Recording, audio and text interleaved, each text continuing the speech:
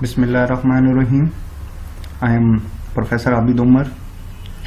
आज हमने क्रैश 2 की डिस्कशन करनी है, जिसके अंदर cell cycle, variety of life और बायो एनर्जेटिक्स जो है वो यूनिट जो है वो शामिल होगा। स्टार्ट करते हैं। सबसे पहला जो एमसीक्यूज है, एस्टर माइक्रोट्यूब्यूल रेडिएट आउटवर्ड। देखें, 3 तरह के माइक्रोट्यूब्यूल होते हैं जो कि सेंट्रियोल से रेडिएट होते हैं। आपको मैं दिखा देता हूँ। अब ये देखें, सबसे पहले ये जो सबसे बाहर की तरफ जो रेडिएट हो रहा है, रेडिएट आउटवर्ड, ये एस्टर माइक्रोट्यूब्यूल होते हैं। बाकी ये काइनेटोकोर है, जिसके साथ काइनेटोकोर ऑफ क्रोमोसोम अटैच होता है। दूसरा जो किसी भी चीज के साथ अटैच नहीं है, जो जस्ट जो है वो पोलैरिटी को मेंटेन करता है, that will be a polar microtubule. तो इजी हो गया। अब हमारा जो है वो इसका जवाब जो है वो बनेगा एस्टर माइक्रोट्यूब्यूल। बाकी भी सब के सब जो है वो सेंट्रियोल से ही रेडिएट होते हैं। तो दैट्स वाई हमारा आंसर जो है वो पहले क्वेश्चन का बनेगा beta. Then MCQs number 2, some organism both plant and animal undergo the asexual reproduction which. देखें, चाहे वो प्लांट हो, चाहे वो एनिमल हो, चाहे कोई भी जानदार हो, एसेक्सुअली उसकी जो रिप्रोडक्शन होती है वो वाया माइटोसिस होती है। तो इसलिए इसका आंसर बनेगा बीटा। मियोसिस हम जानते हैं, न्यूक्लियर माइटोसिस जो होती है बेटा, ये फंजाई में पाई जाती है, जिसमें न्यूक्लियर एनवेलप डिसअपियर नहीं होती। जबकि एसिमेट्रिक डिवीजन क्या होती है, इसके बारे में भी मैं आपको बता दूं। असल में एसिमेट्रिक डिवीजन भी माइटोसिस ही होती है, बट ये इस सवाल का जवाब नहीं आएगा। उसकी वजह यह है कि एसिमेट्रिक एक ऐसी माइटोसिस को कहते हैं जिसमें न्यूक्लियर कंटेंट या साइटोप्लाज्मिक कंटेंट जो है वो इक्वली डिवाइड नहीं होते। अगर न्यूक्लियर कंटेंट या साइटोप्लाज्मिक कंटेंट इक्वली डिवाइड ना हो तो ऐसी माइटोसिस को आप एसिमेट्रिक माइटोसिस जो है वो कहा जाता है। ये एक एबनॉर्मल टाइप होती है। शायद आपको याद हो, चैप्टर नंबर 19 में स्पेमैन के एक्सपेरिमेंट में वो ग्रे क्रेसेंट वाला जो एक्सपेरिमेंट था, जिसके अंदर एक सेल के अंदर ग्रे क्रेसेंट एरिया आ जाता है, दूसरे में जो है वो एब्सेंट हो जाता है। तो वो एक एसिमेट्रिक सेल डिवीजन की एग्जाम्पल थी। लेकिन नॉर्मल जो माइटोसिस होती है वो सिमेट्रिक डिवीजन होती है। तो दैट्स वाई हमारा जो आंसर बनेगा बेटा वो बनेगा बीटा। नेक्स्ट मूव करूंगा अगले एमसीक्यूज की तरफ। MCQs number 3, during the meiosis the replication of chromosomes occur in. देखें, जो रेप्लिकेशन ऑफ क्रोमोसोम होता है या डीएनए की जो रेप्लिकेशन होती है वो बेटा हम जानते हैं कि वो इंटरफेज में होता है, और इंटरफेज के एस फेज में होती है। ठीक है ना। यहां पे लिखा हुआ है S phase and zygotene. S phase और जाइगोटीन में रेप्लिकेशन नहीं होती, हाँ कंडेंसेशन मैक्सिमम हो जाती है, साइनेप्सिस हो जाती है, 2 क्रोमोसोम इकट्ठे दिखाई देते हैं, बट वो रेप्लिकेशन नहीं होती बाकी किसी स्टेज में। तो वो सिर्फ एस फेज है जिसमें जो है वो रेप्लिकेशन होती है। तो दैट्स वाई हमारा आंसर बनेगा alpha. Then MCQs number 4, the meiosis is the evolutionary significant because it result. देखिए, मियोसिस की जो इंपॉर्टेंस है वो सबसे ज्यादा इस वजह से है क्योंकि मियोसिस के रिजल्ट में जो सेल बनते हैं वो पेरेंट सेल के निस्बतन जो है वो थोड़े से डिफरेंट होते हैं, और उनका डिफरेंट होना हम जानते हैं कि उसकी वजह जो है वो बेसिकली क्रॉसिंग ओवर है, और क्रॉसिंग ओवर की वजह से न्यू रिकम्बिनेशंस पैदा होते हैं। ये न्यू रिकम्बिनेशन जो है वो एवोल्यूशनरी सिग्निफिकेंट का सबब है। तो दैट्स वाई इसका आंसर जो है वो बनेगा हमारा delta. Genetically similar daughter cell जो है वो माइटोसिस में बनता है। ठीक है, मियोसिस जो है वो एग और स्पर्म में होती है, बट जो है ये एवोल्यूशनरी सिग्निफिकेंस नहीं बनती बाकी ऑप्शंस पे। तो हमारा ऑप्शन डेल्टा जो है that will be a most suitable answer. Then MCQs number 5, pick up the correct statement. आपने सही स्टेटमेंट जो है वो इसमें से चूज करनी है। Number 1, synapsis of homologous chromosomes occur during the prophase 1। देखिए, साइनेप्सिस जो है वो होमोलोगस क्रोमोसोम की होती है, बिल्कुल ठीक है, ये स्टेटमेंट अल्फा ठीक है। Division of centromere take place during the anaphase 1, ये बात गलत है।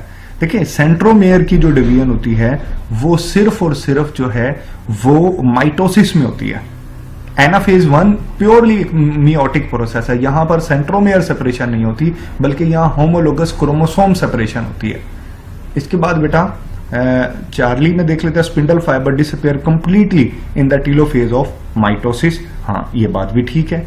न्यूक्लियोलाई में रीअपियर इन द टीलोफेज 1, ये बात भी ठीक है, क्योंकि न्यूक्लियोलाई, न्यूक्लियर मेम्ब्रेन, ये सब कुछ जो है वो दोबारा से डेवलप होना शुरू हो जाए। तो दैट्स वाई हमारा आंसर जो है अब हमें क्लियर हो गया, वो बनेगा delta. Then MCQs number 6, in the metaphase 1 the chromosomes are. देखिए मेटाफेज 1 की अगर हम बात करें तो मेटाफेज 1 के अंदर जो है वो क्रोमोसोम बेसिकली, क्योंकि यहां पर होमोलॉगिक क्रोमोसोम करीब आ चुके हैं, तो वो टेट्रॉइड की फॉर्म में होता है। किस फॉर्म में होता है मैं इसकी एक्सप्लेनेशन भी आपको दिखा देता हूं। लेकिन ये जो है ये होमोलॉगी है। आप ये देख सकते हो कि ये टेट्राड मीन 4 जो है वो क्रोमेटिड 1 2 3 एंड 4 क्रोमेटिड जो है वो स्टेज के अंदर क्योंकि पाए जाते हैं, तो डेट्स वाई अब आप इसको कह सकते हो कि ये टेट्राड स्टेज में, मतलब डाइएड में नहीं होते, 2 फॉर्म में नहीं होते। तो आंसर हमारा जो बनेगा वो बनेगा अल्फा।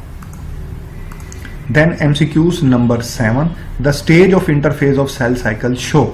देखिए G2 स्टेज होती है वो सेल साइकिल की क्या शो करती है। देखिए G2 स्टेज के अंदर सेल जो है वो एनर्जी संबल्ड करता है, उसके साथ साथ कुछ प्रोटीन्स भी बनती है और आरएनए भी इसी दौरान बनता है। तो डेट्स में हमारा आंसर जो है वो बनेगा डेल्टा। ये बुक की लाइन है, आप ये देख सकते हो, ये यहां पर मौजूद है।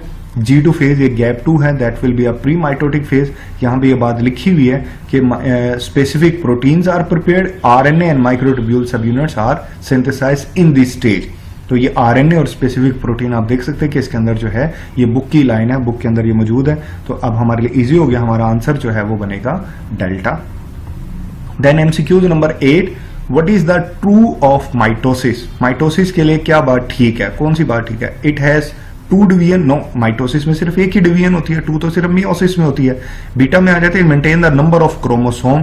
देखिए नंबर ऑफ क्रोमोसोम मेंटेन करने की, जो इसमें तो नंबर ऑफ क्रोमोसोम सेम रहता है तो मेंटेन करने की जरूरत ही नहीं पड़ती। मेंटेनेंस ऑफ क्रोमोसोम का जो टर्म होती है बेसिकली ये मियोसिस के लिए इस्तेमाल होती है। चार्ली में टक्कर in the somatic cells only. जी हाँ बिल्कुल, ये बात ठीक है कि माइटोसिस सिर्फ सोमैटिक सेल में होती है, जर्म सेल्स में नहीं होती, गुनेड्स में नहीं होती। तो डेल्टा भी गलत है, तो इसलिए हमारा आंसर जो है बेटे वो बनेगा चार्ली। अगले क्वेश्चन की तरफ जाते हैं। What is the stage of mitosis when the chromosome separate and move toward the pole. देखिए माइटोसिस का वो स्टेज पूछा जा रहा है जिसमें वो टूवर्ड द पोल्स मूव कर रहे हैं। तो वो हम जानते हैं कि पोल्स की तरफ मूवमेंट जो है वो स्टार्ट हो जाती है और मूव कर रहे होते हैं उस दौरान, वो एनाफेज के दौरान। तो डेट्स व्हाई हमारा आंसर बनेगा चार्ली। ये आप देख भी सकते हो, है ना, ये पोल्स की तरफ जा रहे हैं, मूविंग टूवर्ड द पोल्स। तो मूविंग जो पोल्स की तरफ होती है वो एनाफेज के दौरान होती है। तो डेट्स व्हाई हमारा आंसर बनेगा 9 में Charlie. Then MCQs number 10, in the mitotic metaphase the limbs of the chromosomes occur. देखिए माइटोटिक मेटाफेज के अंदर अगर हम देखें तो क्रोमोसोम्स की जो लिम्ब्स होते हैं उनकी जो डायरेक्शन होती है वो डिफरेंट डायरेक्शन में होते हैं।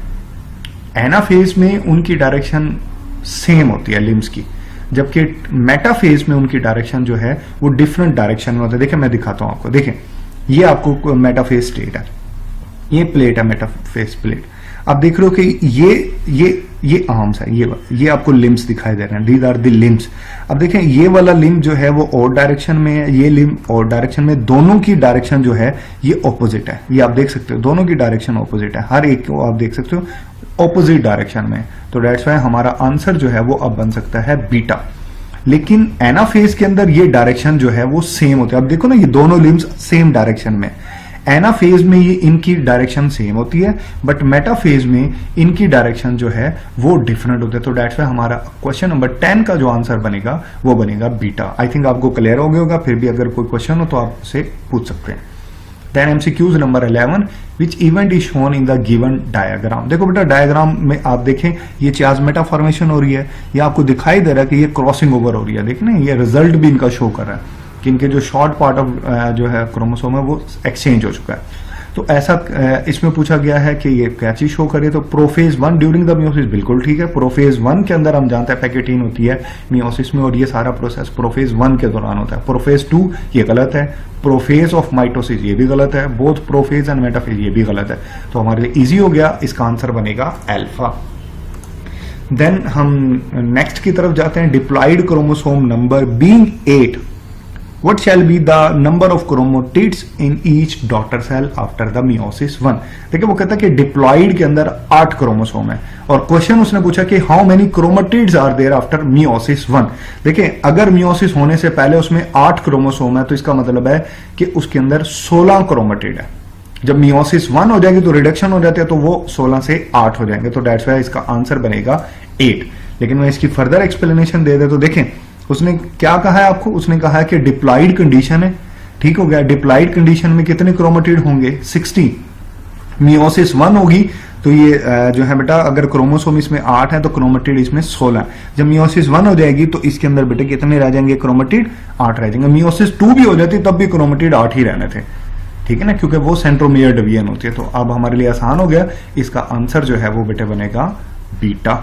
चले, अभी पहली उसमें जो है वो हम 12 क्वेश्चन डिस्कस कर लिए हैं, फिर नेक्स्ट वीडियो में जो है वो बाकी डिस्कस करेंगे।